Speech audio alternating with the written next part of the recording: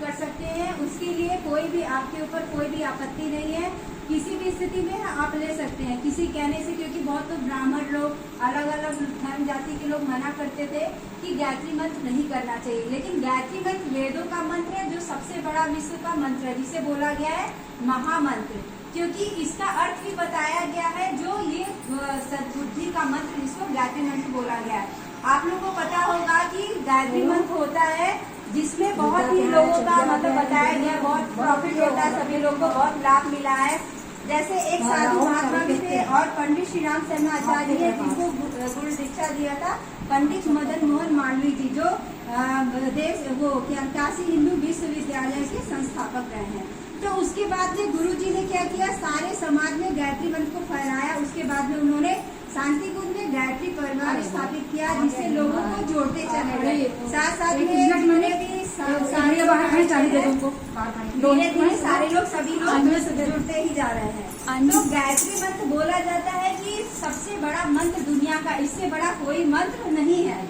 क्योंकि एक स्टोरी कहानी भी है, चाहे वो विद्यार्थियों के लिए हो, चाहे वो साधकों के लिए, या आपके घर में कोई भी समस्या है, परेशान है आप, काम आपका पूरा नहीं हो रहा है, काम अटका हुआ है, तो आप गायत्री मंत्र करके और भगवान से प्रार्थना करके, गुरुदेव से प्रार्थना, गायत्री माता से प्रार्थना करके उस साधना में क्या आप सफल हो सकते हैं, आपका काम सफल हो सकता है। क्योंकि एक ऐसा ही बच्चा था, वो क्लास में बहुत ही कमजोर था, मतलब कि क्लास 5 में पढ़ता था। एक बोलते हैं ना कि एक ही क्लास का बच्चा होता, बहुत ही कमजोर था, जो समझता था कि हम आगे नहीं बढ़ पाएंगे, हम क्लास में कभी टॉप नहीं कर पाएंगे। क्योंकि वो होता था ना, हर क्लास में हर विषय में हमेशा उसका नीचे ही अंक आता। उसके मम्मी पापा बहुत ही परेशान हो गए, तो रास्ते में एक ऋषि मुनि मिले, तो उन्होंने बताया कि आप अपने बेटों को गायत्री मंत्र करवाइए, उसका जप करवाइए, ताकि वो आपका बच्चा तेज बने, तेजस्वी बने। आप जो चाहते हैं बच्चों को बनाने के लिए, चाहे सबका होता है ना पेरेंट्स का अपना मन कि डॉक्टर बनाएंगे, इंजीनियर बनाएंगे। फिर उसके बाद क्या होता है, वो बच्चा धीरे धीरे स्टार्टिंग में गायत्री मंत्र सुबह उठते, हमारे गुरुजी ने बताया सीधे सादे तरीके में कि अगर आप नहाते भी नहीं है, बिस्तर में उठ के मुंह हाथ धुल के बस मन साफ होना चाहिए, पवित्रीकरण करके आप गायत्री मंत्र बोलिए। उसके लिए कोई भी विधान इतना क्लिष्ट नहीं बताया या कठिन कि आप नहीं कर सकते हैं। कहीं भी रह सकते हैं, कहीं भी, चाहे आप ट्रेन में रहें, चाहे रास्ते में जा रहे हैं, आप जिस भावना से करेंगे वो भावना चीजें क्या है वो लगती है। क्योंकि बोलते हैं भगवान भाव के भूखे होते हैं। आप पुष्प चढ़ा दीजिए, अच्छा चढ़ा दीजिए, दीपक चढ़ा दीजिए, उससे क्या फायदा, जब आपके मन में क्या हो, छल कपट हो, दूसरों की बुराई करते हो, तो ऐसी पूजा क्या भगवान स्वीकार करेंगे, नहीं करेंगे। आप बस श्रद्धा मन से, जैसे भोलेनाथ का भगवान का इस समय तो बोलते हैं, आप श्रद्धा से बेलपत्र जल दीजिए, उतने ही भगवान खुश हो जाएंगे। ज्यादा वेरायटी लाने की जरूरत नहीं, न ज्यादा फल वल की जरूरत भी नहीं, क्योंकि हर किसी को हर सुविधाएं नहीं उपलब्ध हो पाती है। तो वैसे ही वो बच्चा करता ही गया, तो धीरे धीरे क्या हुआ, उसके अंदर क्या हो गया, पढ़ाई में मन लगने लगा, क्लास में भी वो टॉप आ गया। तो टीचर्स बड़े बहुत सब हैरान हो गए कि ये बच्चा हुआ तो कैसे हो गया, क्योंकि जो क्लास में बच्चा एकदम नीचे था वो एकदम अपर आ गया, ऊपर लेवल पे। तो उन्होंने बताया कि हमारे बेटे ने गायत्री मंत्र की शिक्षा ली है। उसके बाद उसने गायत्री मंत्र किया, क्योंकि बोलते हैं बुद्धि का मंत्र, विद्या का मंत्र। क्योंकि हम शिक्षा तो लेते हैं, स्कूल एजुकेशन हर चीज लेते हैं, लेकिन विद्या नहीं लेते हैं। जो विद्या बोलती है हमें सही मार्ग दिखाती है। शिक्षा लेके हम आगे बढ़ गए हैं, लेकिन आजकल इतनी घटनाएं हर जगह हो रही है। लोग एजुकेशन ले रहे हैं, MA कर रहे हैं, मास्टर डिग्री ले रहे हैं, लेकिन उसका फायदा नहीं जब तक विद्या उनके साथ जुड़ी न हो। विद्या मतलब होता है जो हमें सही रास्ता दिखाता है। तो वो शिक्षा और विद्या बिना मतलब दोनों जुड़ के ही क्या कर सकते हैं, हम किसी चीज में सफल हो सकते हैं। तो ऐसे गुरुजी ने ही बताया है। तो टीचर्स को भी बहुत हैरानी हुई। तो टीचर्स को मतलब उनको पता चला, तो उन्होंने भी क्या किया, अपने स्कूल में, आजकल स्कूल में देखेंगे हर गवर्नमेंट स्कूल में पहले गायत्री मंत्र कराया जाता है। चाहे आप किसी भी स्कूल में गवर्नमेंट में चले जाइए, पहले गायत्री मंत्र होता है, फिर उसके बाद और उनकी क्लासेस, प्रेयर, सारी चीजें होती है। तो एक सरल तरीका, सरल उपाय हमारे गुरुजी ने बताया है। जो आप अगर कहीं जाते हैं विजिट करने के लिए, कहीं घूमने का मन भी हो, तो एक बार शांति कुंज हरिद्वार जाएंगे, वहाँ की जो भी चीजें हैं, जो भी परिस्थितियाँ आप लोग को पता चल जाएगी।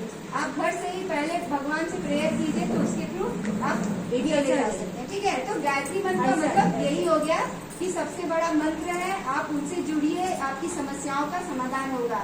बहुत लोग परेशान होते हैं, लेकिन समस्या का समाधान नहीं होता है, बहुत भटकते हैं। आजकल बहुत सारे बाबा भी है ना, अलग अलग टाइप्स के बताते रहते हैं, लेकिन बहुत लोग क्या होते हैं, बहुत लोग को सही चीजें मिल जाती हैं, बहुत लोग भटक भी जाते हैं। तो हम कहते हैं कि ऐसे मार्गदर्शक, ऐसे गुरुदेव बनाइए जो आपको सही रास्ता दिखाए, क्योंकि आपको हर गुरु के बारे में नहीं पता है। उस गुरु के बारे में जानिए और साथ में क्या कीजिए, उनके द्वारा जो माध्यम आपको बताया जाता है उनका आप फॉलो किए। और गुरु जी ने बताया जैसे संस्कार होते हैं ना, बच्चे जब जन्म से ही मतलब माता क्या होती है, जब गर्भ में ही बच्चों को रखती है तभी से संस्कार कराया जाता है। आंटी बात सुन लीजिए, फिर आप हो सकता है अच्छा लगे तो दूसरों को भी बता सकते हैं। तो गर्भ में जब बच्चे होते हैं, बोलते हैं जब तक बच्चे गर्भ में रहते हैं 80% तक दिमाग का, मस्तिष्क का विकास बच्चे का पेट में ही हो जाता है, माँ के गर्भ में ही। क्योंकि अगर माँ जैसा एक्टिविटी करती है, मतलब जैसा करती है, पापा जैसे करते हैं, ठीक है ना, अगर माँ भजन करती है, अच्छा गाना गाती है, गीता की पाठ सुनाती है। आजकल आप लोग यूट्यूब, मोबाइल के माध्यम से, मीडिया के माध्यम से देखे होंगे कि बच्चे जन्म लेते ही क्या होता है, जो अच्छे बच्चे होते हैं, अच्छी माँ होती है, संगीत सुनाती है, अच्छे भजन सुनाती है, तो बच्चे मंत्र बोलते हैं। और जो बच्चों को माँ मतलब पेट में जब बच्चे रहते हैं, माँ मोबाइल चलाती है, तो बच्चे पैदा होते हैं क्या मांगते हैं, मोबाइल मांगते हैं। क्योंकि आजकल बच्चे क्या बिना मोबाइल के रह सकते हैं, नहीं रह सकते। वो आदत किसने लगवाया, पेरेंट्स ने। क्योंकि पेरेंट्स की पूरी जिम्मेदारी है कि वो बच्चों का ध्यान रखे। अब बिगाड़ने और बनाने का काम बोलते हैं ना, जब बच्चा बचपन में ही अगर आप उसे बना सकते हैं, सुधार सकते हैं, अगर बिगड़ गया तो वो सुधरने का काम नहीं हो सकता है। तो बनाने और बिगाड़ने का काम होता है वो बचपन में ही होता है। तो माता पिता को विशेष ध्यान रखना चाहिए कि घर का माहौल बनाइए जब बच्चे गर्भ में है। आपको अभिमन्यु के बारे में भी कहानी किसी को पता होगा, जब सुभद्रा माता उसको कहानी बता रही थी, महाभारत की जो लड़ाई हो रही थी, तो उसमें क्या होता, चक्रव्यूह को भेदना था। तो सारा चीज तो सुभद्रा माता ने बता दिया। लास्ट में क्या हुआ, फिर वो सो गई थी। जब लास्ट चक्रव्यूह पार करना था तो अभिमन्यु नहीं पार कर पाता है। इसीलिए कहा जाता है जैसा माँ खाना खाएगी, जैसा माँ बातें करेगी, जैसा माता पिता करेंगे ना, जैसे उनके विचार होंगे, बच्चे वैसा ही बनते चले जाएं। अगर माँ बाप आपस में लड़ाई कर रहे हैं, बच्चा गर्भ में है, तो बच्चे पे क्या होगा, वो असर पड़ता है, वो तनाव ग्रसित हो जाता है। वही अच्छे माँ बाप होते हैं, गीत संगीत सुनाते हैं। एक रिसर्च आया था कि एक बच्चा था जो उसकी माँ क्या करती थी, मतलब गायत्री मंत्र का जप करती थी, अच्छे गाने मतलब सुनाती रहती थी। तो वो बच्चा पैदा हुआ, गायत्री मंत्र करके ही वो खाना खाता था। और गायत्री मंत्र नहीं होता था वो खाना नहीं खाता था, रोने लगता था। जब से गायत्री मंत्र स्टार्ट किया उसने मम्मी ने, तो उसके बाद वो खाना खाना स्टार्ट किया। तो हमारे गुरु जी ने पूरे 16 संस्कार बताए, जिसमें से एक संस्कार आपके सामने हो रहा है, जन्म दिवस संस्कार। जन्म दिवस संस्कार बहुत ही स्पेशल होता है। बोलते हैं कि हमारी एक नया जन्म होता है ना, नए जन्म की तरफ हम आगे की तरफ बढ़ते जाते हैं। तो जन्म दिवस के दिन एक होना चाहिए कि एक वृक्ष जरूर लगाना चाहिए, क्योंकि एक वृक्ष अपने नाम से लगाएंगे तो एक वृक्ष आपको पता है इतनी ऑक्सीजन देता है। तो स्पेशल ये दिन होता है। एक विवाह दिवस होता है, क्योंकि अभी आंटी ने बताया ना केक कटिंग करते हैं, क्योंकि हम अपना दीपक भी क्या करते हैं, पहले के लोग क्या करते थे, दीपक जलाते थे। दीपक के माध्यम से क्या होता है, खुशियों का पूरा माहौल होता है कि हमारी लाइफ, हमारे जीवन प्रकाश की ओर बढ़े, न कि झुके। मतलब दीपक बुझाने का मतलब ही क्या होता है कि हम अंधकार की तरफ जा रहे हैं, और दीपक जलाने का मतलब क्या होता है, प्रकाश की तरफ। तो कोशिश विवाह दिवस और वो जन्म दिवस है, अपने नाम से जरूर है कि एक वृक्ष लगाइए।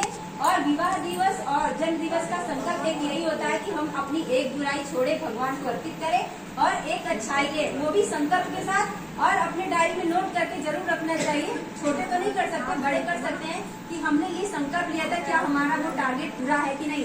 और उस चीज को एनालाइज, मतलब कि हमें मूल्यांकन करना चाहिए कि हमारा एक साल बीत गया, हमने उस संकल्प को पूरा किया है कि नहीं। अगर संकल्प आपके पूरे नहीं, इसका मतलब आप उसमें कच्चे हैं।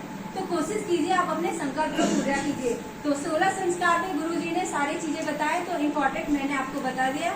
सभी लोग को बहुत बहुत धन्यवाद, प्रणाम।